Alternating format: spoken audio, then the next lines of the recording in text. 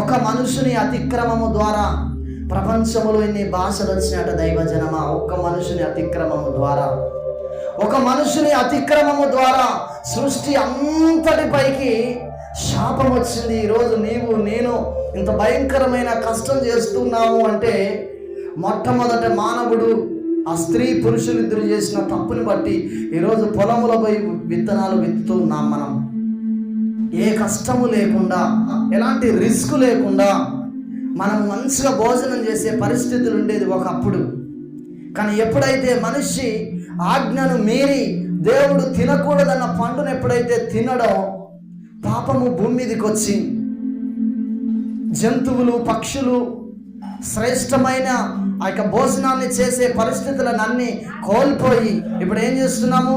ఈ భూమి మీద పండిన పంటను ఆహారంగా తింటున్నాం. ఎట్లాగూ మనం అన్నయ్య కనుక మనము